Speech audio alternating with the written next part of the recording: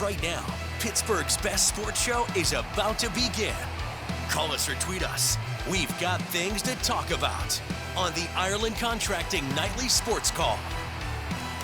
All right, thanks a lot, Royce, and thank you for tuning into the Ireland Contracting Nightly Sports Call. Rich Walsh will be joined by Andrew Fillipponi in a matter of moments here. So give us a call on the Borders and Borders hotline, 412-575-2600. And, we're going to start the show off with Pony's favorite subject, the quarterback competition, and it looks like Kenny Pickett is moving up the depth chart. Pony, you got to love it. Well, all I needed was an opportunity. That's Kenny Pickett's story all along. Was not a huge recruit out of New Jersey. Came to Pitt, took that job late in his freshman year, beat number 2 Miami. Took him a while, but eventually took Pitt to great heights. We all know the story. Best season in 40 years at Pitt. And now, the first-round pick with the Steelers, wearing those 2 gloves. The hands, the glove technology make them seem so much bigger. And now that he's got a legitimate offensive line in practice the last 2 days, he's setting the world on fire while Mitch Trubisky struggles. Richie, you've been out there. What is going on with Trubisky?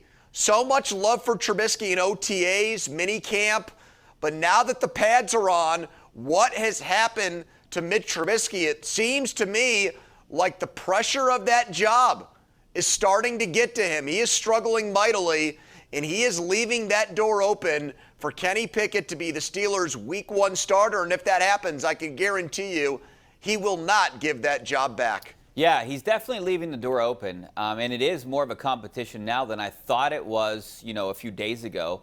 But he is – this is what – at the beginning of it, I said Trubisky, he's going against the ones, the better defense. And the Steelers' defense is pretty good. We know that. But, Kenny, now I'm starting to feel a little bit like this is a competition.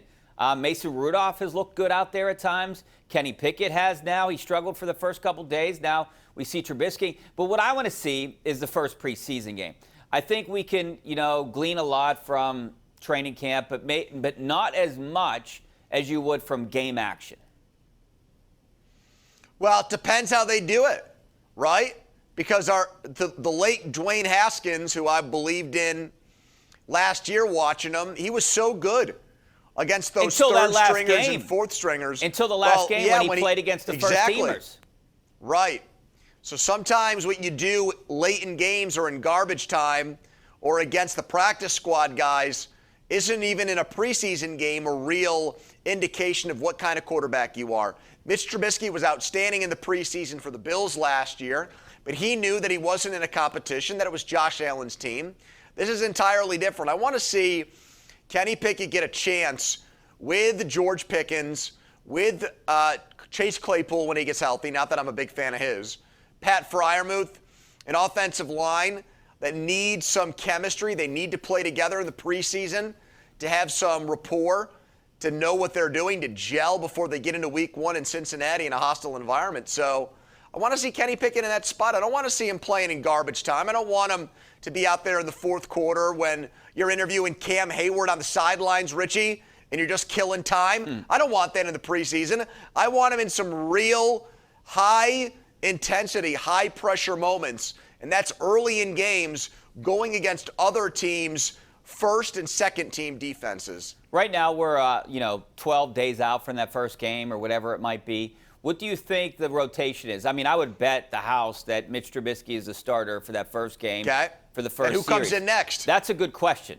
And I think it's going to be Kenny Pickett. That's what I would say. That's because really they know what Mason Rudolph can do, right? So put Kenny Pickett in as the next man up. Rudolph said today that he's going to get first-team reps. Do you actually believe that?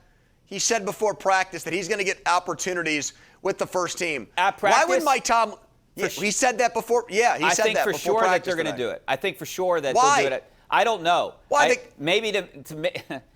a good question. The guy's in the last year of his contract. He's got – no offense, Mason, but you got no future with the team. I've heard, you're in the last year of your deal. I heard this a while ago. Basically, him and Mitch Trubisky are getting paid essentially the same amount of money, backup money, right? I know a lot of people we've talked about on this show, and Chris Hoke has been, outspoken about he thinks Mason Rudolph should get a shot. Didn't Ramon Foster come on your show and say Mason Rudolph should get a shot? I know there's some people that want him to get a shot. But, if Mitch Trubisky really struggles here down the stretch and Rudolph is their best guy, maybe you do see Rudolph as the starter, Trubisky as the backup, and Kenny Pickett. No, Pickett's got to. I want Kenny Pickett to be the number 2. He's got to at least be the number 2. I want that too. So if you think Trubisky's not as good as Rudolph, well, then Trubisky's the odd man out. And what do they do with him? They trade him? They're not going to make. They're not going to. I don't know. I'd faint. I think you'd have to call 911 and have somebody come to my house, a paramedic, and bring me back to life. I would need to be shocked back to life if that happens. If Rudolph's better than Trubisky and Trubisky's all the way down to the 3rd string. I mean, if Rudolph beats out both of these guys, then I'll give Chris Hoke all the credit in the world, but I don't see it coming. I think there's a better chance our planet gets hit by an asteroid and we all die than there is that scenario plays out. We got to take a break, but coming back, I want to talk about this Deontay Johnson situation. What do you do with this guy? All right, 412-575-2600 is number on the Bordas and Bordas hotline. Back in a couple of minutes.